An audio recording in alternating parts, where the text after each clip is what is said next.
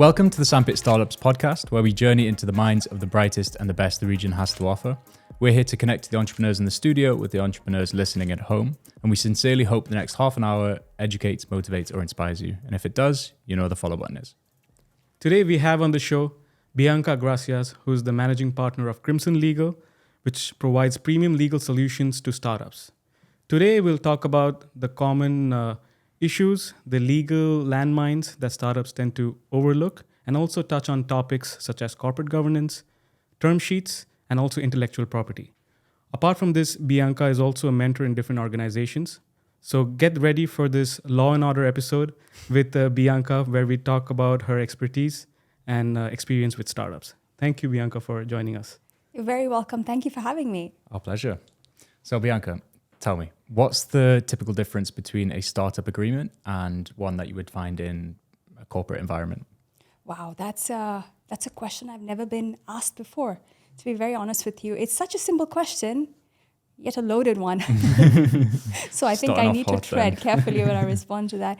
So startups by their nature are filled with innovation, creativity, and they're being launched because nothing like it is meant to exist anywhere else. And they pivot.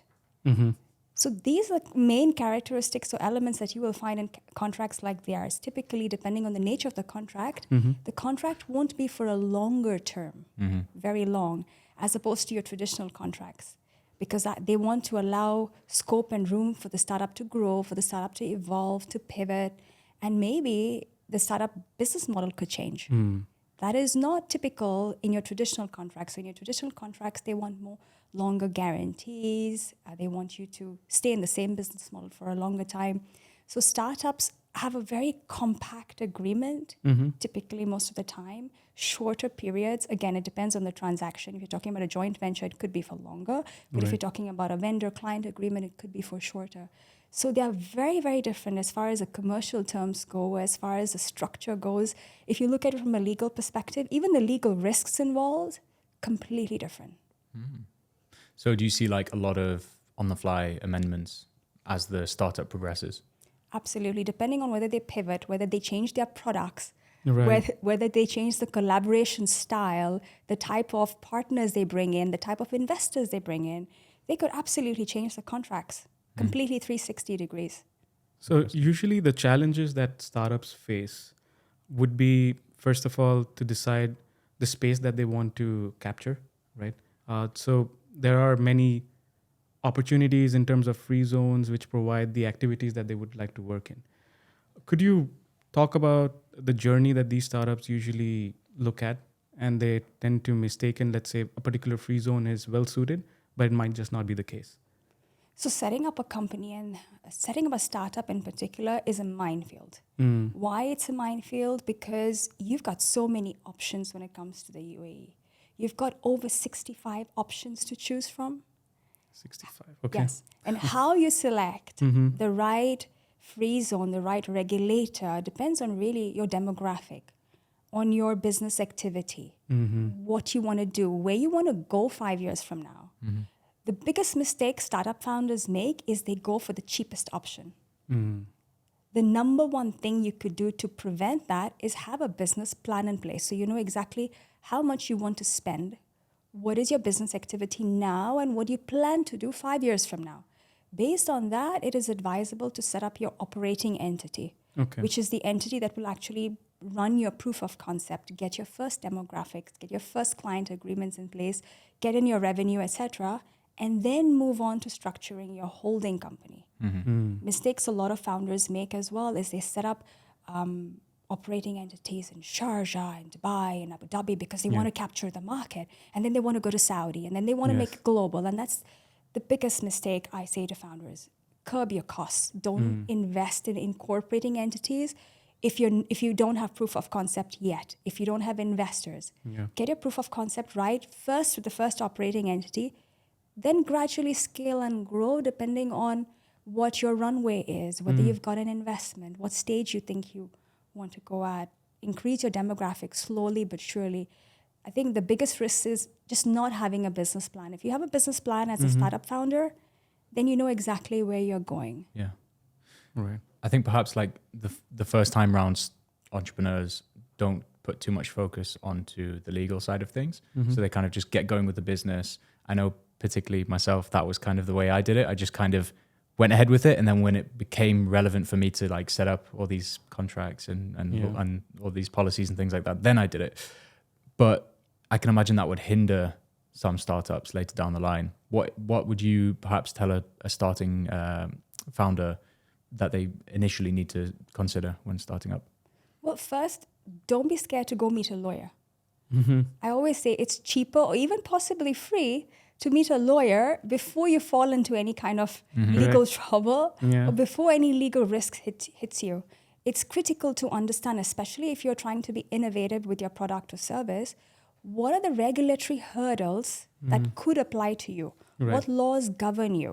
Because there are penalties for non-compliance. Yep. So especially if you're operating in a space that has no regulation, when regulation hits, it could be so onerous, so expensive, and that's something you want to consider. You want to take into account what are the laws that govern you? Do you have any complexities in terms of the contracts that you need to create? The number one reason startups fail is because of legal risks. They've not analyzed their legal risk. And what is a legal risk? It's the possibility of your business or your company having a loss in some way or not making money. So if you've not addressed or foreseen those legal risks or potential hurdles, that's where you feel like the easy way to look at it would be, I'd say, take a pen and paper. You don't need to have a legal degree for this. Take a pen and paper. Let's do it at home, everybody. And make a list of the what if scenarios. What could possibly go wrong? If you're setting up a florist business, for example, what could possibly go wrong in the florist business? Make a list of it and see if you can address those risks either by having good contracts in place or good insurance, because these are the two main ways in which you protect yourself from risks. Definitely. And I can just touch upon it a bit further. It's important that startups definitely look into lawyers because they are actually there to help you out. You might think of it as an expense, but it's actually an investment. Small example is whilst I was in Madrid, I was also against lawyers to have, again, in the initial days of a startup that I'm trying to make money and I'm losing money if I get a lawyer. But small story was basically an idea where home cooks could cook food from home and give it to employees at work. And legally, we thought that's going to be an issue because it's a municipality needs to be there to look at it. But we found a flaw in the legal side of things because of the help of the startup lawyer, and we then found out that we actually can go ahead with the startup idea. So this could have been ugly later on if we didn't know that this could be done in this particular market, especially being a foreigner in a different country. But that's why I always advise also startups that definitely have a word with legal consultants or legal counsels where they can help you shape the idea better also. I can imagine that's a massive pitfall where you're making so much progress with your startup, you're getting proof of concept and really, gaining momentum. But then a legislation pops up out of nowhere, which really derails you. Do you have any examples where you've had to deal with this kind of case that you'd be willing to share? It happens a lot, especially we are talking about Web3 regulations, say, for example. Right now, Web3 is a space where there is little or no regulation in most countries. And we are only expecting all these exchanges that are being set up now, all the crypto trading agencies, etc., will be hit really hard with onerous and expensive regulations as and when they do arrive, depending on the countries that take the initiative to publish them first. Yeah, this is I see Web3 and crypto is this really sexy space. But then, they get into it and a couple of years later, oh wow, this isn't fun. We're getting hammered by laws and legislations popping out of nowhere. It's tough, definitely tough space to be in. So I think something founders, just to take it into a different direction now, I think something founders really worry about a lot of the time when starting up is what if a competitor steals my idea, or I get started with this and I make so much progress, but then a bigger player just takes it and executes it even quicker and better than I do. What are some things that starters and startup founders can do to protect their IP? Another very good question. The first thing you would need to identify is what are your assets in the business that you're trying to create or the startup that you're trying to found? What should you ideally protect? Now, you can protect your intellectual property or your secrets in two ways. One, by contract, or secondly, by registering it. Now, where you can identify what are your intellectual property assets, you can easily register them. For example, patents, which are innovations or creations that don't really exist. You can register those. We're talking about copyright. You can register that. A trademark or a logo, a brand, that can be registered. So whatever is registrable can be protected legally.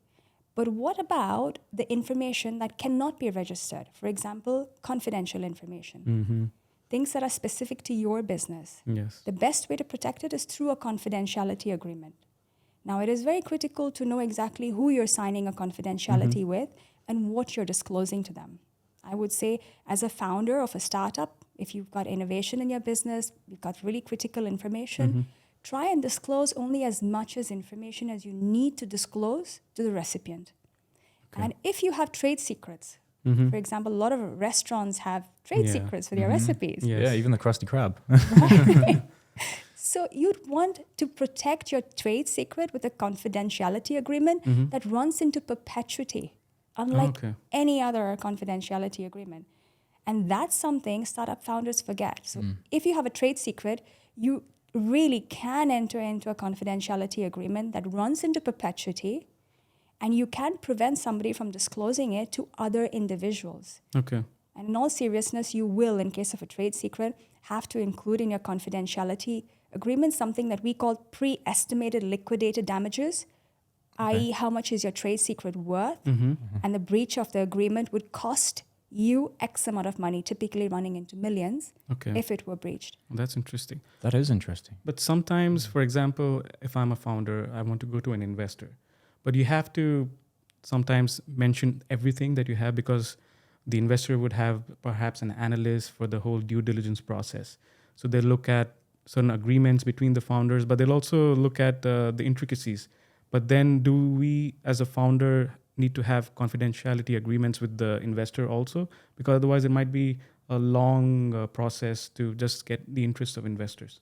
If you're talking about simple confidential information, yes, you do need to have NDAs in place. But if you're talking about trade secrets, every single individual having access to that trade secret will need to sign confidentiality agreements.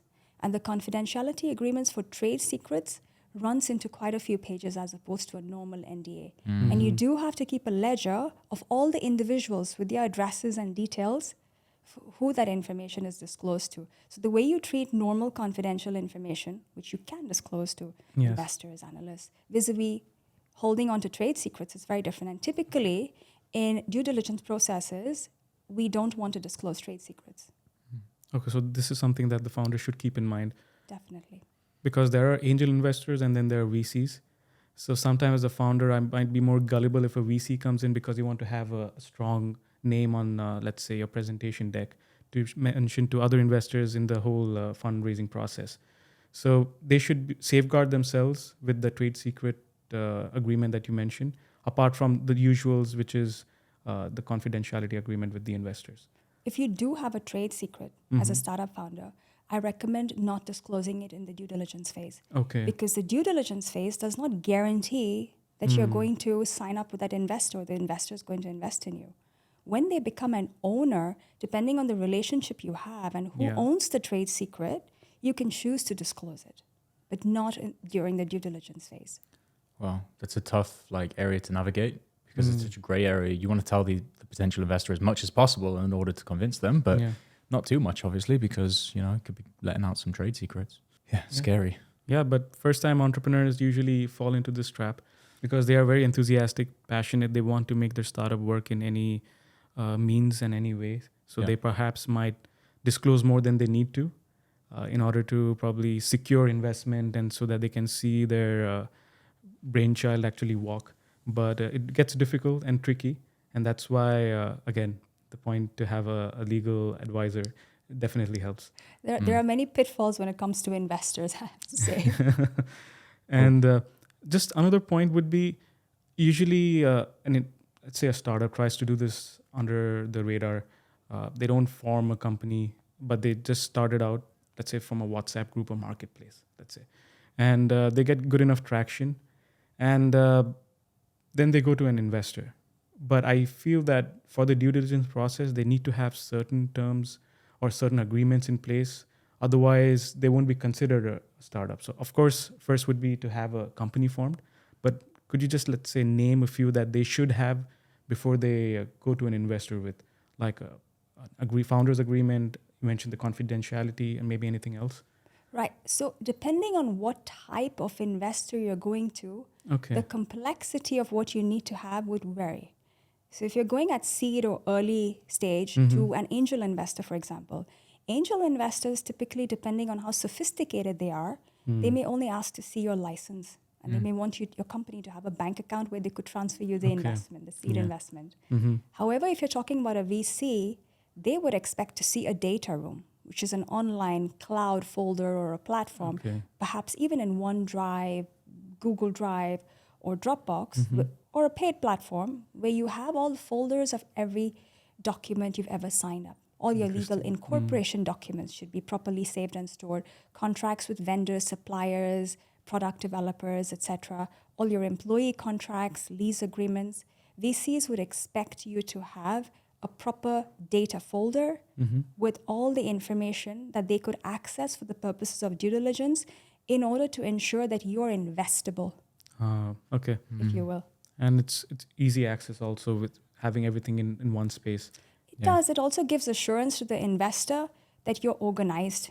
So we're talking a lot about first-time founders because I think in my mind, maybe in your mind as well, we're thinking like these guys and girls haven't got the experience, and maybe that's why they're like falling into these and making these mistakes. I'm curious to know what your sort of like client base is. Is it first-time founders, or is it like more experienced ones? Because perhaps the experienced ones have already made the mistakes and now they understand the value of getting a lawyer. Yeah. All I can say is it's never too old to make a mistake. Okay. It doesn't matter where whether you're a first-time founder or you founded a company for the 10th time. You still can fall into the trap of making a mistake. It's possible. I've seen all types of founders make mistakes, and you live and you learn. Yeah. I think it's more of a mistake is more of a learning curve. I like to look at it that way. Indeed, and as you mentioned, it's never too late. But you only learn from your mistakes, move forward. But I have made few mistakes. Like for example, there was a situation in my previous startup where there was a term sheet, and the term sheet was given by the lawyer of the investor, and I didn't have a lawyer then, because I was thinking, okay, maybe I put the money in making the product better. But I really regret, because I think I missed out on an opportunity to make it work.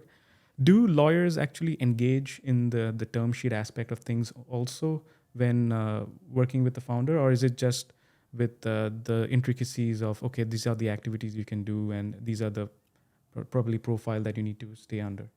Lawyers should actually get involved in your term sheet negotiations. So if you do receive a term sheet from an investor, I would always recommend going to meet a lawyer, even if it's for 30 minutes to an hour, and going through the intricacies of what the terms are that have been proposed by that specific investor, because it helps you make sense of whether this can actually work for your business or not, whether you want to take this investor on board, whether you want to partner up with them for the long term. And the one thing, like you mentioned, Abhishek, startup founders should never do is share a lawyer with their investor. Conflict We of don't know interest. whose side the lawyer's on. Yeah. Look, with AI booming, how is it influencing your industry, like from a personal level, or things that you see just generally in the industry? I think AI has been great so far. For us, it's been great because when clients come to us and they bring us contracts for reviews and they want us to explain paragraphs or clauses to them, we like to use ChatGPT. I'll be honest to say. We put in the clause in there, we redact any sensitive information and put in prompts such as, can you explain this clause or break this clause down like you would for a 10-year-old child? And it works. Yes. It even pops up with emojis sometimes, which is great. Yeah. So I think AI has been great. And if it continues at this rate, it could possibly be really beneficial to try and use logic and thinking. But Whether or not it can draft documents, I would say definitely not yet, because the one thing that AI lacks as of now, I should caveat myself, is the experience. Exactly. Or the practicalities. Definitely. We, for example, live in a civil jurisdiction, right? Laws, processes, practicalities change on a regular basis. Yeah. So you can't possibly take that and make AI rework that for you or give you that advice. Yeah, not yet. Yeah. Like you said. Indeed, and really the point you mentioned about experience, because it's very generalized when you ask ChatGPT that this is my current situation, what should I do? But it's like asking Google that I'm having a cold, what's the best remedy for this?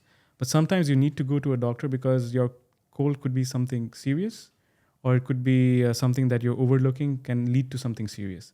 And that's where experience comes in. And always, as there will be a need for doctors, there will be need for lawyers. But it's just going to help the process, right? If you have some small questions that you could probably try to Google it out, ChatGPT could be a better alternative. But for certain things, lawyers are definitely the way forward. Absolutely. Thankfully in our position, we haven't really seen too much of the bad side. And same with our guests. So we haven't had much insight on what can go wrong. And, touch wood, that's a really good thing. But from your position, you've been able to see into that sort of like dark side and see what's gone wrong in other instances. Would you be comfortable sharing anything that you've seen from that side? Yeah, definitely. 2 instances come to mind, actually. One is where a startup founder came to us and he wanted to incorporate in the cheapest possible jurisdiction. And we said because of ethics, we can't really advise him to go for the cheapest possible jurisdiction because he had to choose the right jurisdiction for his activity. Okay. Nonetheless, he went off to a company setup agent, incorporated his business, and then came to us. His business model was basically he planned to collect money from individuals in South America, where he was from, and then take that money and invest it in another country in North America, and then this entity that he had here was only for the purposes of sales and business development for the South American entity. And he had set up in DMCC, I think at the time, and I said to him, the activity that you've set up as sales and business development consultancy is absolutely incorrect. Okay. You can't be setting up in DMCC. And by then, he had invested 500,000 dirhams in the business setup, in the company, in hiring employees and fancy fit out for the offices. And I said to him, the action that you're actually trying to do, the activity, is collecting and managing money, regardless of what you're classifying yourself as. But you're trying to collect money from individuals in other countries and in this region, which means you actually need to be incorporated as a regulated entity, either in DIFC or ADGM. So what happened to him? Like, obviously he'd done the wrong thing at the very start. How did that come and bite him? Well, in the end? He turned around to me and said, I'll come back to you, not to give me advice on how I structured my startup or what my activity is, but I've come back to you to talk about the contract that you need to draw up. Safe to say, we had to decline his instructions because that just wasn't the right thing for us to do, to advise and create. Sure, I could have taken his fees and I could have drawn up a contract, but that's not the right thing for me to do. To support a business that's not performing the right activity, incorporated in the wrong jurisdiction. And his argument to me was that it's unfair for me to decline his instructions because he'd already spent 500,000. I hate that. I'm sorry, buddy. That's your fault. Yeah, don't put that on someone else. Yeah, and in the similar vein, the second incident is where a startup founder came to us and wanted to actually perform an illegal activity. Like illegal in the get-go. I don't think it would be illegal. It was a great startup idea for him, but it was just really illegal. I can't even say it because that's how illegal very it illegal. is. Very illegal.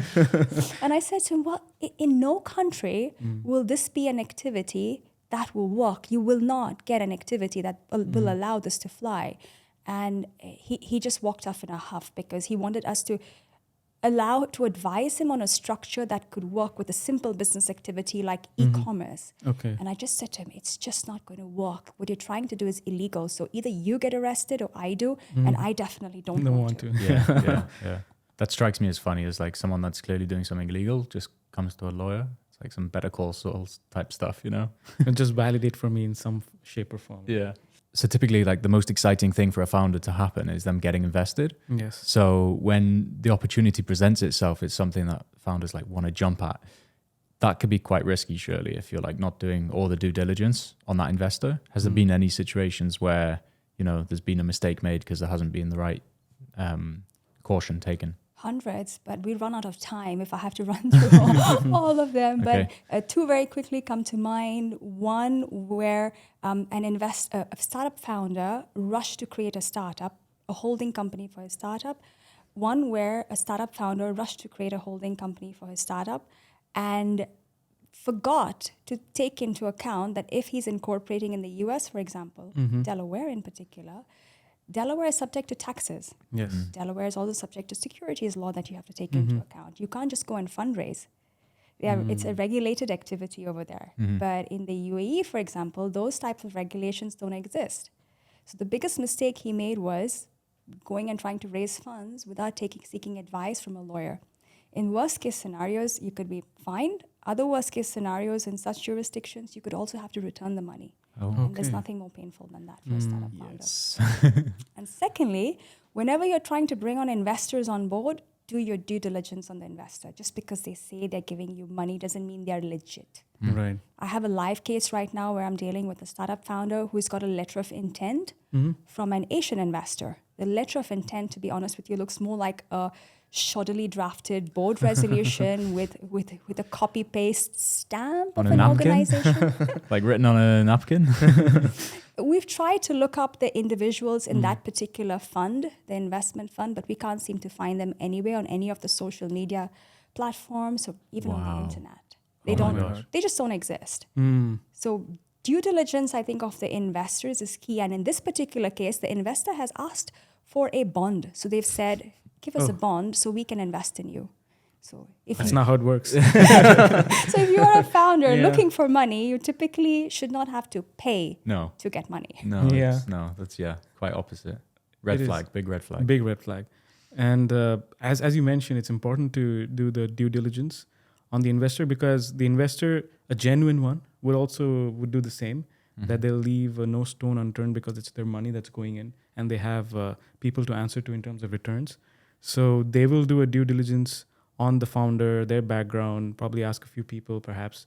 And it should be the same for the founder as well. Yeah. Ask the investor, particular companies they invested in, and speak with the founders, because it's in the end like a marriage, right? They'll be on the cap table of that particular company for quite some time. So it's important to do that due diligence and not fall for these interesting investors. Absolutely. You need to know how they can help the business as well. Oh, definitely. Like if they come on the team, like you said, it's like a marriage. Like they're going to be there to help you day in, day out. You know, what experience do they have? If you can't even find them online, like who knows what they can do, right? So Bianca, we're like quickly running out of time here. I'll just leave you with this one last question. If there's any nuggets of knowledge or words of advice to our listeners that you could leave them with, what would that be? It would essentially be two words: ask questions. Ask as many questions as you possibly can as a startup founder, because curiosity and wonder will get you everywhere. Awesome. Short and sweet. I like that one. Yeah.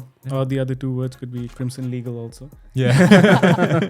So yeah, quick plug. Well, thank you so much for coming on today. It's been a very insightful experience. Thank you very much for having me and for the inspiring questions that inspired me as well. Awesome. much appreciated.